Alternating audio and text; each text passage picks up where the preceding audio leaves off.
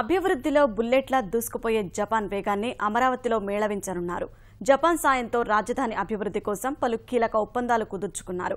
విపత్తుల నిరోధక వ్యవస్థ, ట్రాఫిక్ రద్దీ, తాగునీరు, మురుగునీటిపారుదల వ్యవస్థలకు జపాన్ సంస్థలు సహకారం అందించనున్నాయి. అమరావతిలో మెరుగైన రవాణా వ్యవస్థ ఏర్పాటుకు జపాన్ ముందుకొచ్చింది. పారిశ్రామిక క్లస్టర్ల ఏర్పాటు, క్లౌడ్ కంప్యూటింగ్ అంశాల్లోనూ జపాన్ సహకారం అందించనుంది.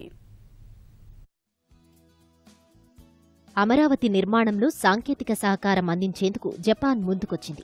ఈ మేరకు రాష్ట్ర ప్రభుత్వంతో జపాన్ ప్రతినిధులు పలు కీలక ఒప్పందాలు చేసుకున్నారు. ముఖ్యమంత్రి చంద్రబాబుతో భేటీ అయిన జపాన్ పరిశ్రమల శాఖ మంత్రి యోసుకి టకాగి బృందం సమాచార విశ్లేషణ వ్యవస్థతో పాటు విపత్తుల నిరోధక వ్యవస్థ, విజయవాడలో ట్రాఫిక్ రద్దీ నియంత్రణ, రాజధానిలో తాగు, మురుగునీటి పారుదల వ్యవస్థ వంటి అంశాల్లో సహకారం అందించేందుకు ముందుకు వచ్చింది.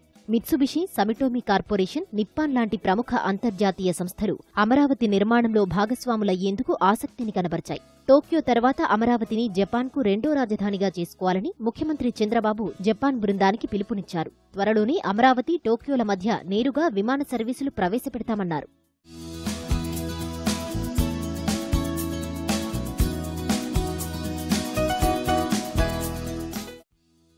అమరావతిని అంతర్జాతీయ స్థాయిలో నిలబెట్టేలా అత్యాధునిక రవాణా వ్యవస్థను ఏర్పాటు చేసేందుకు జపాన్ సహకారం అందించనుంది. ప్రపంచంలోనే అత్యుత్తమ లాజిస్టిక్ నెట్వర్క్ ఏర్పాటు చేసేందుకు ముందుకొచ్చింది.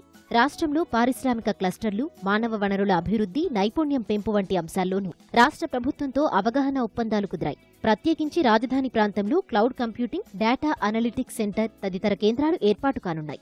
రాజధాని నిర్మాణానికి అవసరమయ్యే నిధులను Japan bank for international cooperation ద్వారా మంజూరు చేయనుంది. అమరావతిలో ఏర్పాటు చేయబోయే క్రీడా నగరం, న్యాయ నగరం, ఎలక్ట్రానిక్ సిటీల నిర్మాణానికి జపాన్ నుంచి సహకారం అందించనుంది.